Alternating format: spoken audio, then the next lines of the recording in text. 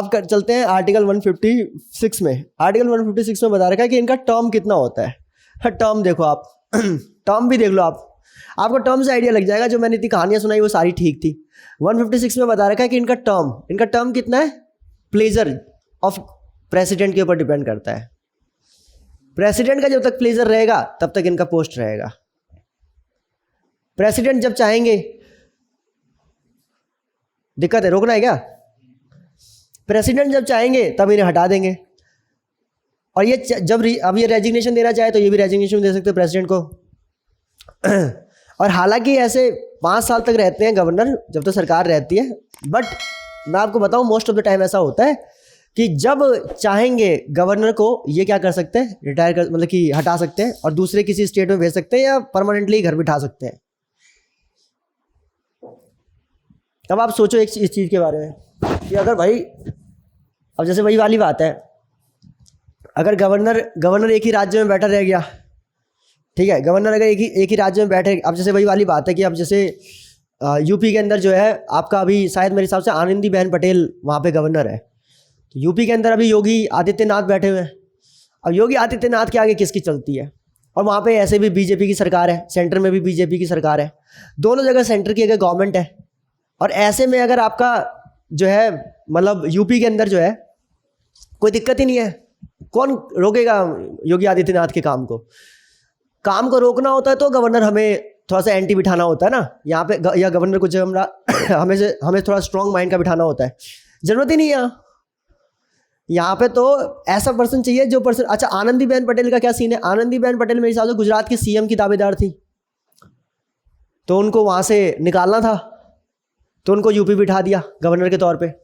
भाई गवर्नर है, छोटा मोटा पावर तो है नहीं, ये भी अपने आप में स्टेट की प्रेसिडेंट है, छोटा मोटा प्रेसिडेंट है, छोटा मोटा पोस्ट नहीं है।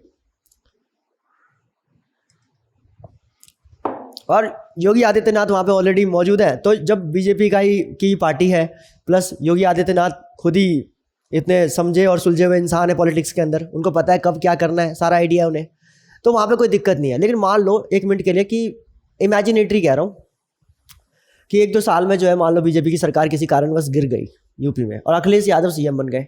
अब जैसे अखिलेश यादव सीएम बन गए और अखिलेश यादव अगर सीएम बन जाते हैं तो अब जो है वहाँ पे आनंदीबेन पटेल नहीं चलेगी। अब उन्हें कोई ऐसा गवर्नर चाहिए होगा जो गवर्नर जानता हो सारे दावपेच कि कैसे काम को रोका जाता है और किस तरीके से रोका जाता है। तब किसी पॉलिटिशियन कैरेक्टर के बंदे को नहीं बिठाएंगे, तब ऐसे पर्सन को बिठाएंगे जो एडमिनिस्ट्रेटर होगा। जो एडमिनिस्ट्रेटर मतलब जो क्या कहते हैं, जिसने प्रशासन में काम किया हो, जिसने शासन में नहीं, जो पॉलिटिशियन होगा उसको नहीं बिठाएंगे, जो प्रशासन वाला, क्योंकि प्रशासन वाले बंदे के ऊपर, प्रशासन वाले बंदे का कोई जो है ऐसा फील ही नहीं होता कि मतलब उसको लेकर ऐसी कोई मनसा ही नहीं बना सकता कि ये पॉलिटिशियन ही है, ये तो पॉलिटिक्स करने आया है। नहीं, समझ रहे हैं आप बात को? जैसे अभी मैंने बताया यहाँ पे आपके विनय कुमार सक्सेना पॉलिटिकली उतने एक्टिव नहीं है, आपने कभी नाम भी नहीं सुना होगा, ठीक है ना। ये क्या है, ये डिप्लोमेसी या ब्यूरोक्रेसी के पर्सन है, इनको यहाँ बिठा दिया, ये काम रोकेंगे तो ज़्यादा लांछन नहीं लगेगा। लेकिन किसी पॉलिटिशियन को बिठाते तो काम खराब हो जाएगा, राइट।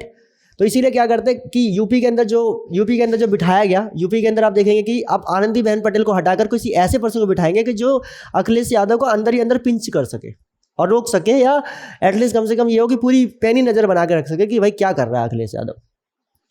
ये वो गेम है जो पर्दे के पीछे से खेले जाते हैं, ये वो गेम है जो आम इंसान ही समझ सकता है, या आप ही समझ सकते हैं। जो इन सब चीज़ों की तैयारी कर रहा है वही इंसान समझ सकता है कि गवर्नर क्या क्या खेला खेलता है। वो तो अब अलग बात है कि आम आदमी पार्टी ने कुछ ज़्यादा हाईलाइट कर दिया इस मुद्दे को, इस वजह से अब घर घर तक ये बात पहुंच गई है। वरना पहले भी और अभी भी ये ज़्यादातर ये काम जो है पर्दे के पीछे होते हैं। आप देखो, आपके जीसी मुर्मू है, जीसी मुर्मू पहले आई थिंक मेरे हिसाब से कश्मीर के गवर्नर थे। अब जैसे ही देखा कि कश्मीर के अंदर सरकार गिर गई, कश्मीर के अंदर जो है आपका पीडीपी और आपका जो बीजेपी का जो अलायंस था वो अलायंस टूट गया, सरकार गिर गई। 5 अगस्त को जो है इन्होंने 2019 में वहाँ पर जो है एब्रोगेशन कर दिया आर्टिकल 370 का। अब जम्मू कश्मीर क्या है, सेंसिटिव जोन हो गया, प्लस जो है पॉलिटिकली भी सेंसिटिव हो गया।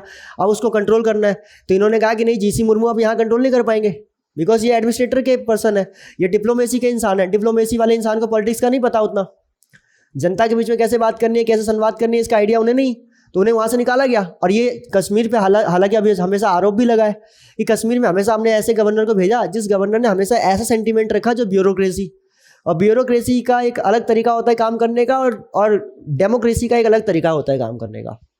ठीक है ना। अब इसी वजह से कहा गया कि भाई आप बार बार ब्यूरोक्रेसी वाले को भेजते हैं, ब्यूरोक्रेसी वाले से कॉन्फिडेंस बनता ही नहीं लोगों का। आप ऐसे पर्सन को भेजिए ना जो जनता के साथ संवाद कर सके, जनता के साथ जो है कॉन्फिडेंस पैदा कर सके।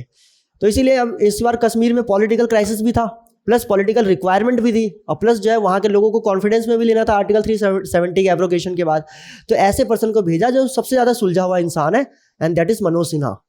तो आप देखेंगे अभी जम्मू कश्मीर के जो लेफ्टिनेंट गवर्नर है वो कौन है, दैट इज़ मनोज सिन्हा। अब मनोज सिन्हा कैसे इंसान है मनोज सिन्हा ऐसे इंसान है कि वो उत्तर प्रदेश के मुख्यमंत्री के दावेदार थे और प्रबल दावेदार थे, और बीजेपी के अंदर मतलब मोदी जी के सबसे खासम खास है।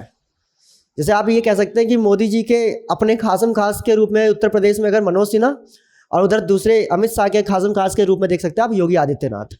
तो अमित शाह जी की डिमांड थी कि भाई उत्तर प्रदेश में मैं चाहता हूँ कि मुख्यमंत्री के तौर पर मैं योगी को चाहता हूँ। ये उन्होंने अपने एक पॉलिटिकल इंटरव्यू में भी कह दिया था कि मैं योगी को मुख्यमंत्री बनाने के लिए मैंने कितना लड़ा है ये मैं जानता हूँ।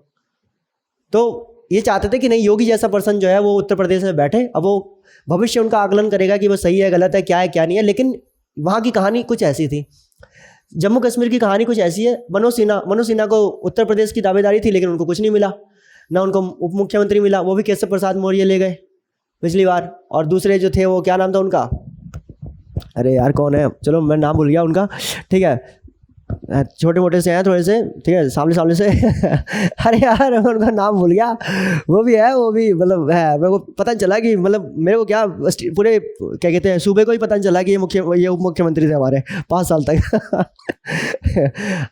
तो आपके मनोज सिन्हा फिर भाई खाली रह गए, अभी इनका क्या करे।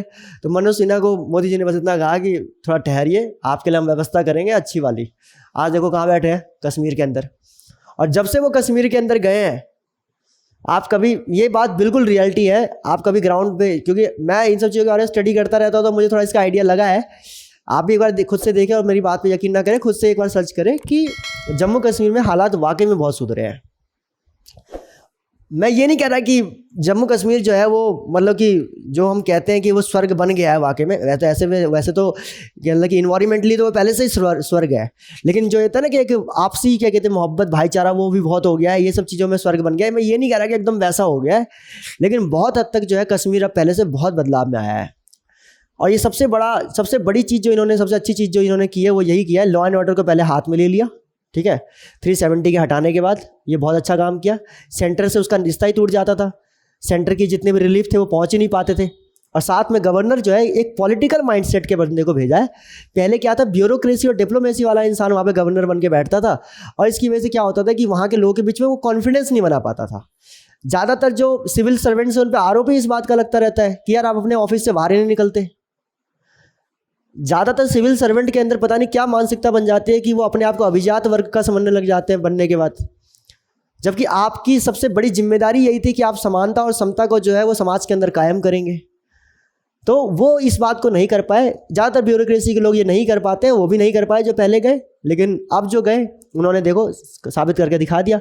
अभी हाल ही में जम्मू कश्मीर के अंदर कितनी बड़ी महापंचायत हुई थी, वहाँ पे मोदी जी गए थे, वहाँ पे आई थिंक मेरे साथ इस बार 24 अप्रैल को शायद वहीं पे थे। तो आप देखेंगे कि मतलब कि जो है आप कितना बेहतर क्या कहते हैं वहाँ पे जो है लोगों से मेल मिलाप हो रहा है। जो लोग वाकई में जो है वहाँ के बनते हैं, जो डिजर्व कैंडिडेट्स हैं जॉब्स के लिए, उनको जॉब पे रखा जा रहा है। ऐसे ऐसे लोगों को जॉब पे रखा हुआ है, 17-18 लोगों का नाम क्या कहते हैं फाइल में दे रखा है, ये लोग जॉब पे है, इनकी इतनी सैलरी जो है स्टेट हमेशा हर महीने रिलीज करता है।